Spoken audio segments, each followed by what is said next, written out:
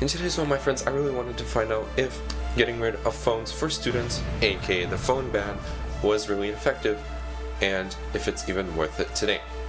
So buckle up and let's start the video.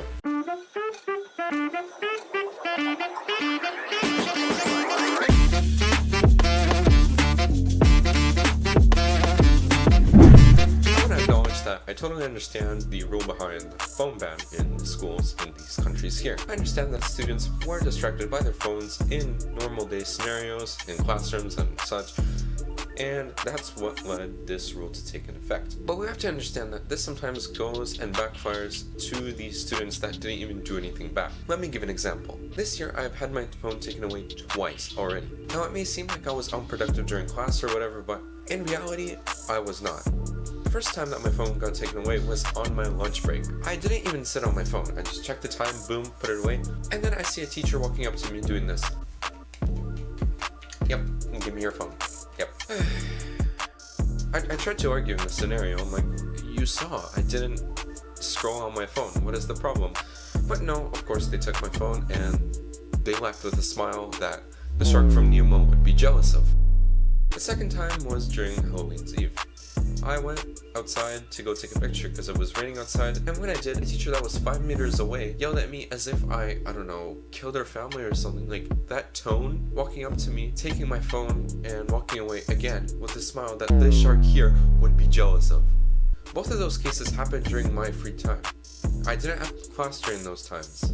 I wasn't doing anything bad on my phone, and they saw. The only thing I was doing was either just checking the time or taking a photo.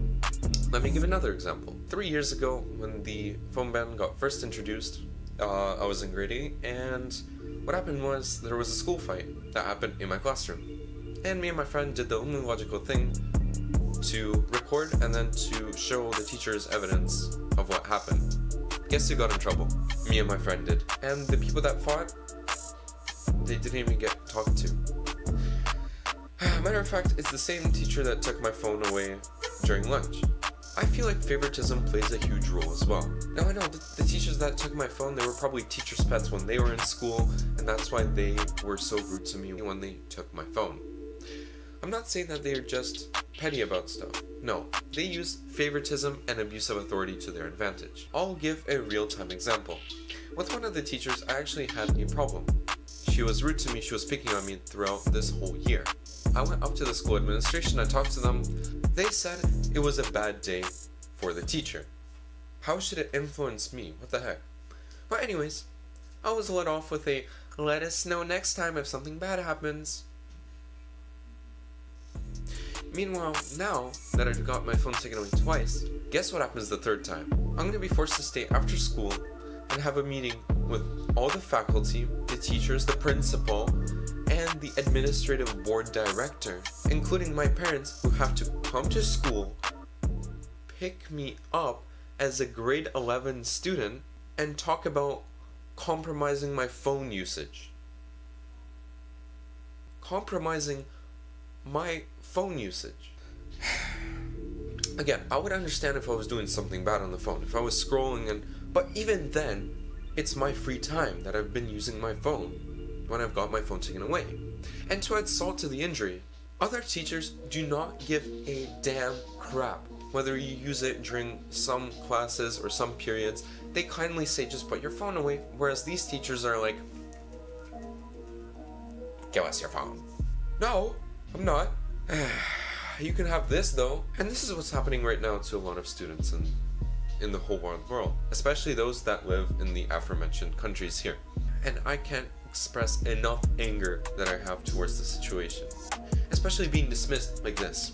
And this even poses a safety violation. Safety violation for students that might face an emergency. If you haven't seen, there are new phone patches introduced where students are forced to lock their phones up and that can't be unlocked until the end of the day. Sounds good, right? Well, not if there's an emergency.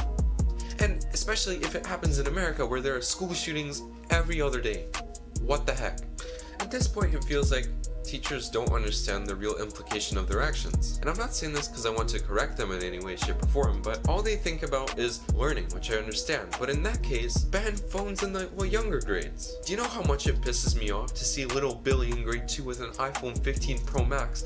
Meanwhile, I'm running around with this Samsung Galaxy A8 from 2018. It pisses me the heck off. They say it's the same for everybody, but little Billy doesn't need an iPhone 15. You know what? He doesn't need any phone for that matter. And meanwhile, me just using it to take photos and communicating with my parents. Right, this is the end for this video. I'm sorry that it came out a bit late. Maybe throughout this week I'll post a bit more videos. Thank you so much for watching, and see you guys in the next one. Peace.